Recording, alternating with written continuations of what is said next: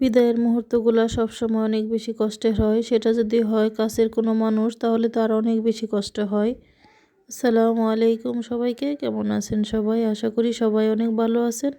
আল্লাহর অশেষ রহমতে আমি অনেক ভালো আছি, আলহামদুলিল্লাহ। আজকে যখন আমার মেয়েকে আমি বিদায় দিলাম, তখন আমার ভিতরে অনেক খারাপ লাগতেছিল। আসলেও সেটা ভাষায় প্রকাশ করার মতো না। আর এটা আসলে আমি মুখে কারোর সাথে বলেও বোঝাতে পারবো না। এটা একমাত্র মায়েরাই বলতে পারবে যে সন্তানকে দূরে রাখার কি কষ্ট। তবে আমি কিন্তু এর আগে আমার মেয়েকে কখনোই দূরে রাখি নাই। এই প্রথমবারের মতো মেয়েকে দূরে পাঠিয়ে দিলাম, তার জন্য হয়তো বা খারাপটা একটু বেশি লাগতেছিল।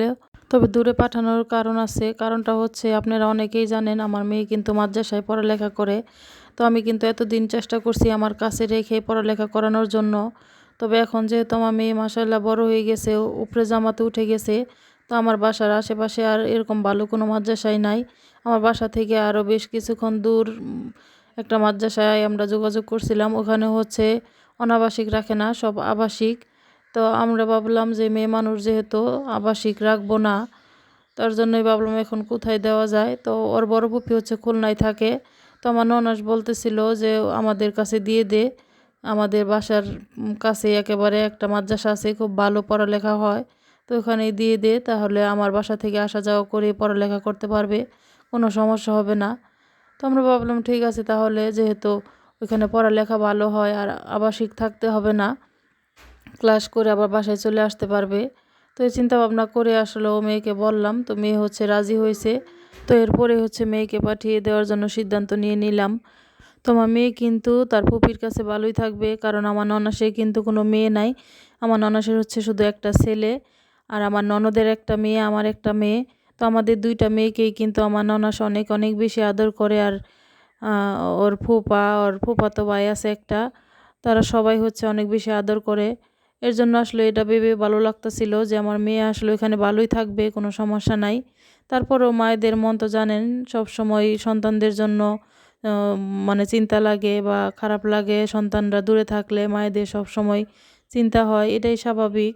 তো আপনারা সবাই আমার মেয়ের জন্য দোয়া করবেন, আমার মেয়ের জন্য পড়ালেখা করে মানুষের মতো মানুষ হতে পারে। তো যাই হোক, আমি কিন্তু এখানে রান্না বান্না কাজ রেডি করে দিছি, যেহেতু মেয়ে চলে যাবে। আজকে মেয়ের পছন্দের রান্নাগুলো আমি করব।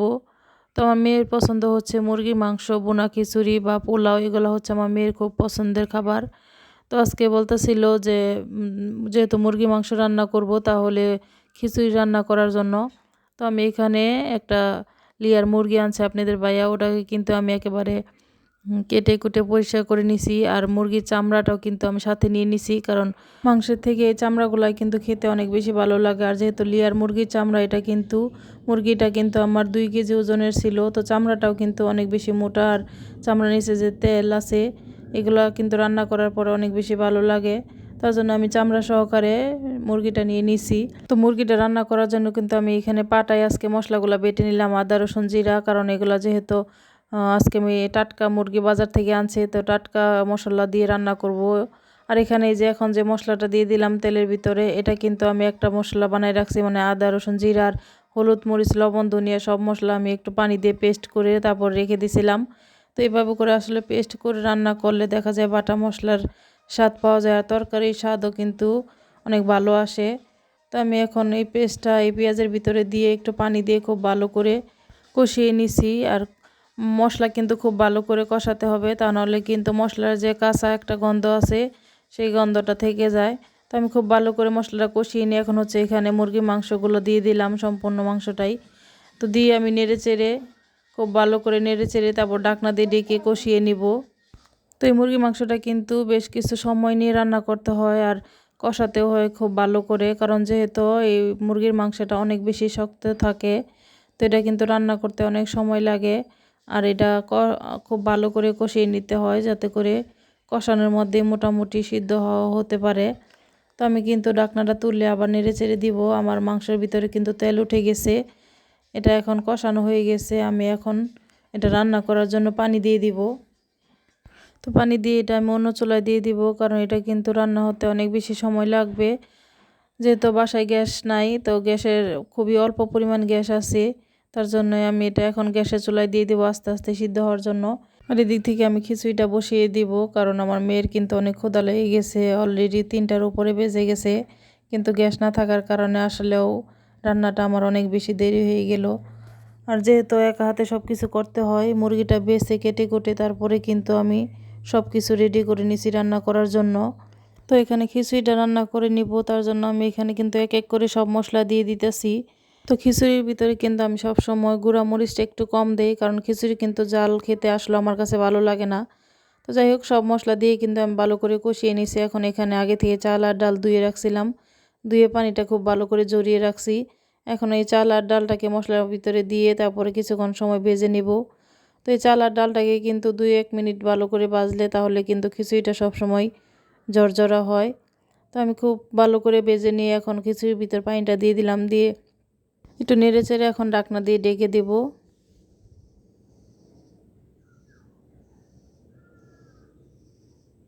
আর এদিক থেকে কিন্তু আমার মাংসের তরকারিটা প্রায় হয়ে গেছে। আমি এখন ঢাকনাটা তুলে একটু গরম মশলার গুঁড়া দিয়ে দিব। আর আমি কিন্তু মাংসের ভিতরে একটু আলু দিয়ে দিয়েছিলাম, এটা আসলে ভিডিওটা স্কিপ হয়ে গেছে। তো আমি গরম মশলা গুঁড়ি দিয়ে দিলাম, দিয়ে একটু নেড়ে চেড়ে আবারও ঢাকনা দিয়ে আমি আবার 2 মিনিটের মতো রান্না করে নিলে কিন্তু আমার তরকারিটা হয়ে যাবে। তার ওদিক থেকে কিন্তু আমার আবার খিচুড়ির ভিতরেও বলক এসে গেছে। আমি এখন তো ঢাকনাটা তুলে একটু নেড়ে চেড়ে উপর নিচ করে দিব, যাতে করে আমার চাউলগুলো খুব সুন্দরভাবে ফুটতে পারে। আর খিচুড়ি কিন্তু আমি একেবারে দেখেন খুব সুন্দর কিন্তু জর্জরা হয়েছে, একটা আরেকটার সাথে লাগে নাই। তো আমি 10 মিনিটের জন্য ডেকে দিয়েছিলাম, 10 মিনিট পর আমি ঢাকনাটা তুলে আবারও একটু নেড়ে চেড়ে দিব। তো আমার চাউলগুলো কিন্তু এখনও সম্পূর্ণভাবে ফুটে নাই, কিছু বাকি আছে। তো আমি আবারও কিছু উপর নিচ করে দিব, যাতে করে খুব ভালোভাবে ফুটতে পারে। তো নেড়ে চেড়ে কিন্তু আমি আবারও 5 মিনিটের মতো ডেকে দিব, তাহলে কিন্তু আমার খিচুড়িটা খুব সুন্দরভাবে ফুটে যাবে। আর খিচুড়িটা দেখে কিন্তু বুঝতেছেন একটা আরেকটার সাথে লাগে নাই, খুব সুন্দর জর্জরা হয়েছে। রান্নাবান্না কিন্তু আমাদের শেষ, রান্নাবান্না শেষ করে আমি আর আমার মেয়ে খেতে বসলাম। তো প্রথমে একটা প্লেটে খাবার বেড়ে দিচ্ছি আমার মেয়ের জন্য, তারপর হচ্ছে আমি নিব অন্য একটা প্লেটে। তো আমার তরকারির কালারটা কিন্তু মাশাল্লাহ অনেক বেশি সুন্দর আসছিল, আর খেতেও আলহামদুলিল্লাহ অনেক বেশি মজা হয়েছে। তো মেয়ের পছন্দের খাবার রান্না করে মেয়েকে খাওয়াতে পেরে অনেক বেশি ভালো লাগতেছিল। তো যাই হোক, আপনাদের কাছে যদি আমার আজকের এই ভিডিওটা ভালো লাগে তাহলে প্লিজ আমার চ্যানেলটাকে সাবস্ক্রাইব করে দিয়েন আর একটা লাইক দিয়ে দিয়েন। তো ভালো থাকবেন, সুস্থ থাকবেন, আর আমাদের জন্য দোয়া করবেন। আল্লাহ হাফেজ সবাইকে।